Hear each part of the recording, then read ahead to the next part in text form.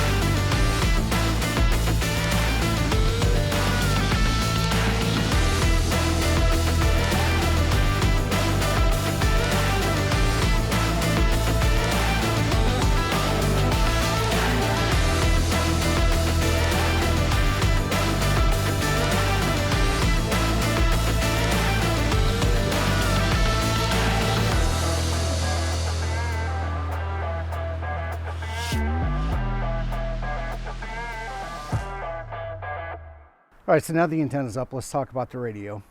I went ahead and opted to go with the IC705. Now, the IC705 is not the newest radio on the market, but the reason I went with this is that this is the baby brother to the IC7300.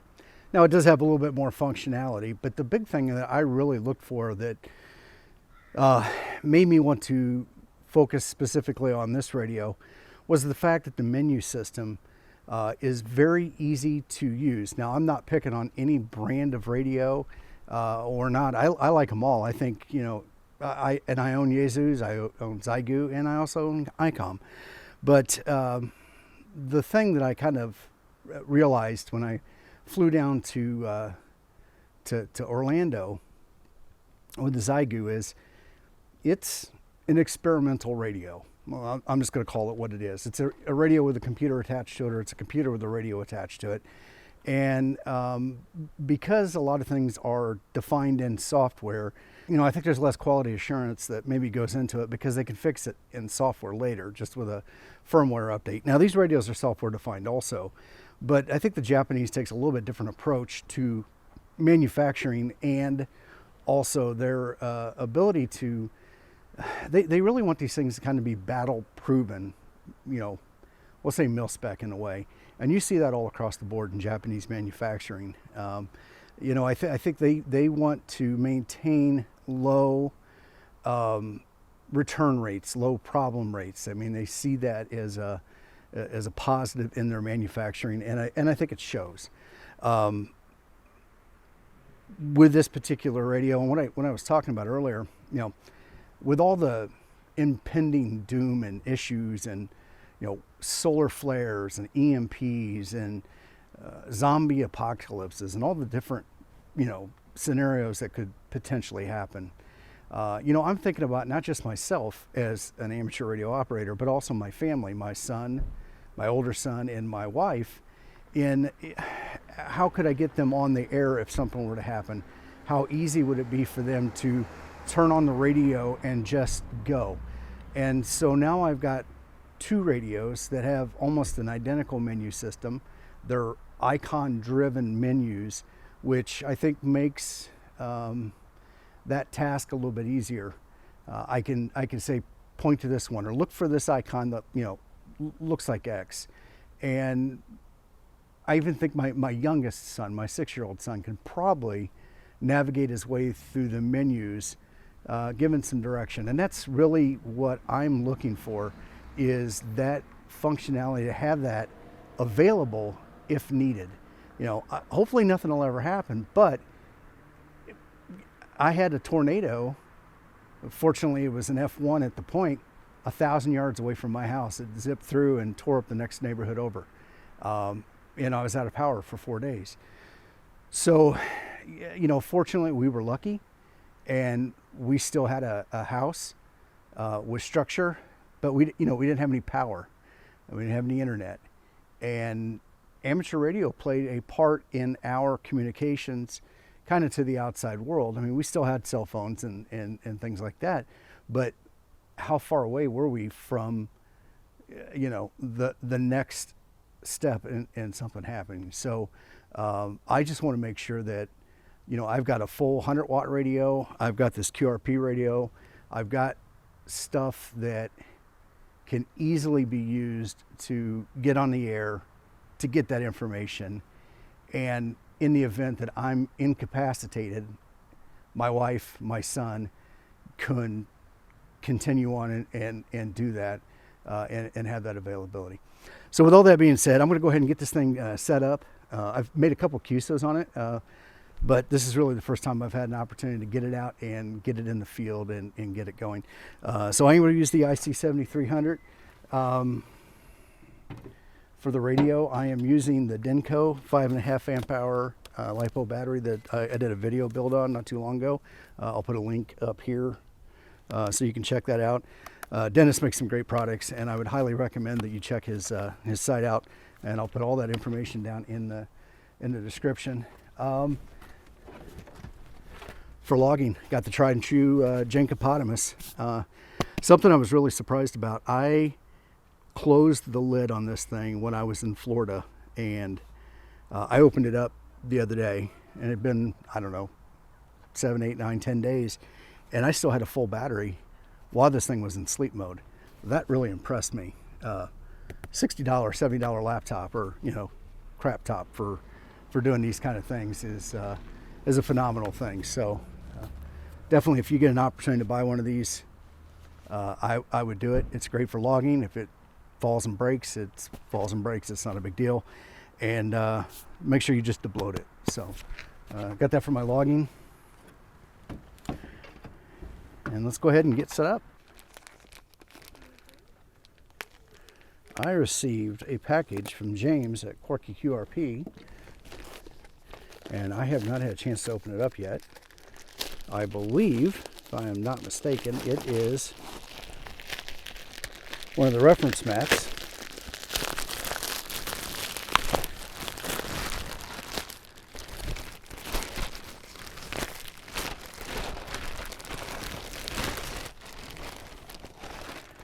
So this is one of the desktop reference mats that James has available on his website, Quirky QRP, and through his Etsy site. And kind of a neat thing. But actually, what's interesting, because I have this drop-down table here, it's an aluminum table, so this will help out. I can actually use a mouse on here and provide a little bit of extra protection for my radio and my computer as it's sitting on the table. So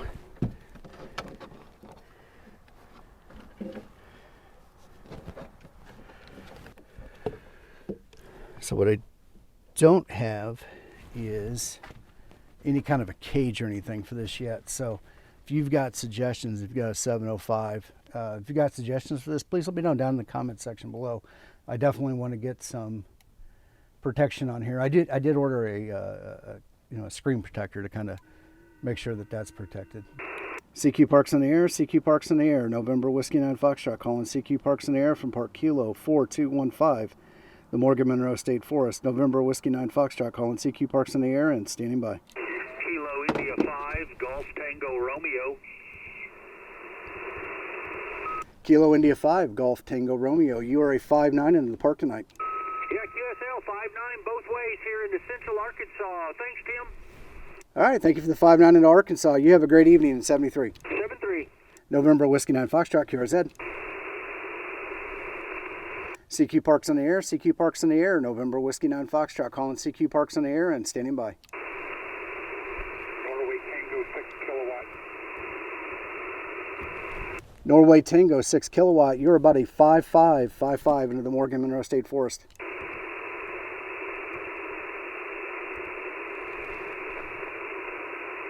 Was there a Norway Tango 6 kilowatt? November Tango 6 kilowatt. All right, November Tango 6 kilowatt, you are a 5.5 into the Morgan Monroe State Forest. Okay, you're 2 and 2, 2222, California, over.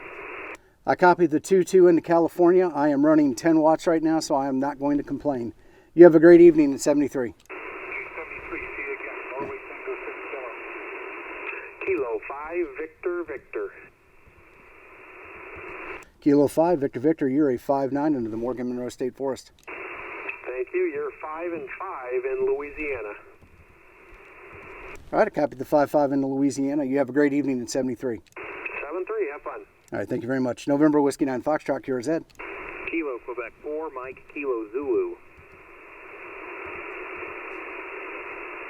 Was that Kilo Quebec 4, Quebec Mike Zulu? Negative, Kilo Quebec 4, Mike, Kilo Zulu. All right, Kilo Quebec 4, Mike Kilo Zulu. You're a 5.9 into the Morgan Monroe State Forest. Roger, Roger. 10 watts is sounding good here. 5-5 into Victor Alpha. All right, thank you for the 5.5 into Virginia. You have a great evening at 73. 73. November Whiskey 9 Foxtrot, QRZ. Kilo Quebec 4, India, Victor Bravo, parked park. Kilo Quebec 4, India Victor Bravo. You are a 5.9 into the Morgan Monroe State Forest, Park Kilo 4215. And I have you a 5-5 into my park, Kilo 2181. All right, I copied the 5.5 into Park Kilo 2181. You have a great evening and good activation, 73. You too. Well, I think that's going to go ahead and wrap this video up here. It is getting dark out. I'm going to reset to do the late shift. 17 contacts in the books. About 5 or 6 of them on 20 meters. I switched over to 40, and man, I'll tell you what, started getting contacts left and right. So I am really satisfied with the 705. If you have any questions, please put those down in the comments section below. If you've got a suggestion on protection, how I can better protect the 705 when I'm out here in the field, or the screen and everything when I stuff it in the bag, please put that down in the comment section below. I'd love to hear what your thoughts are, and hopefully one day we can catch each other on the air. But until then, I have a video right over here that I think you might be interested in.